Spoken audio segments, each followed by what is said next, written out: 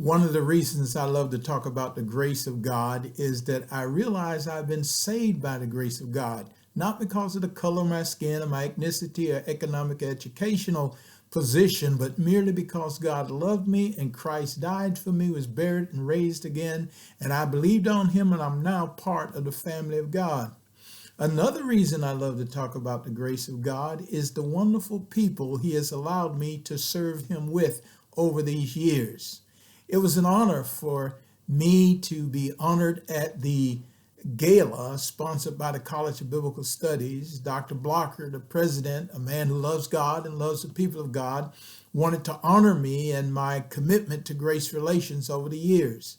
It's really an honor to all the people I was privileged to work with over the years. And that gala was like a reunion. Our family was there, people from different aspects of our ministry was there. It was a great time. And to have Tony Dungy be there and help us to honor that, a man for whom I have much respect. So it was a great night. And by the way, you still can support if you go to cbshouston.edu. You can still give money to help carry the college and to carry the grace message on into the future. On this particular news that I want to encourage you, we're at a critical time, a crisis time in our country. But yet, often during crises, God demonstrates opportunities, times for him to demonstrate his faithfulness to us.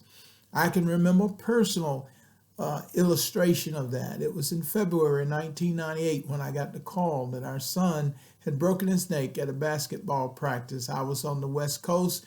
My wife got a hold of me, and actually one of my coworkers got a hold of me, and I called the hospital, and they told me that my son had broken his neck and that he was being taken to a stretcher, and they wanted me to asked me that I wanted to talk to my wife.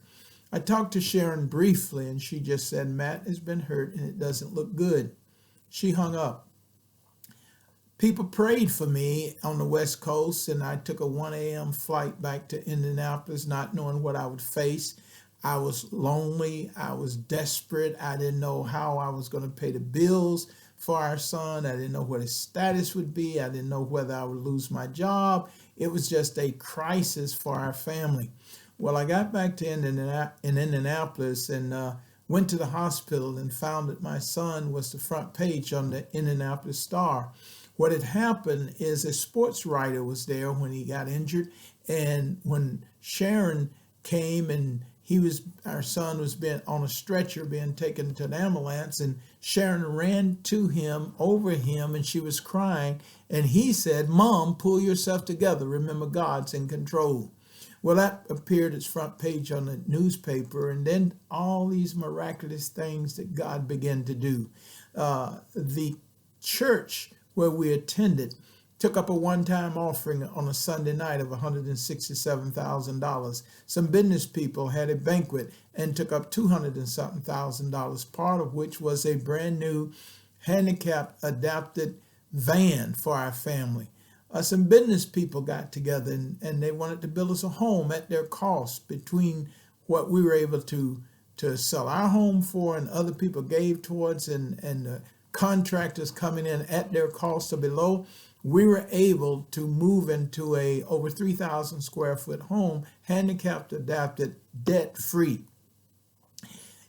The story of our son's testimony began to go through the papers and magazines and radio accounts. People were praying for us literally around the world. Every ethnicity, it seemed like, every economic bracket, and even people with physical disability, they were praying for our family. And then his testimony was so impactful that Billy Graham had a final crusade here in Indianapolis, at which our son's testimony was one of three that was played that night, the youth night in that crusade. I mean, God just did so miraculous things, and he's challenged me during this time of crisis in our country that this is a grace relations time. This is a time for the people of God to come together to pray. In fact, God has challenged me to look at Psalm 107 And we need to rehearse as a family the things that God did for us in days gone by. So I want to encourage you as you read this newsletter, rejoice with me, pray with me, and let's labor together. Let's use this crisis as a time to cry out to God and draw closer to one another. I know that we can't do it physically, but we still can pray for one another, and we can email one another, and we can Facebook one another. We can do those type of things.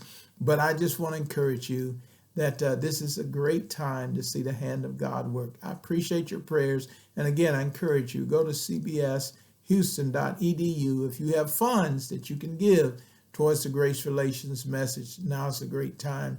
God bless you. I thank God for you, and I thank God for his grace.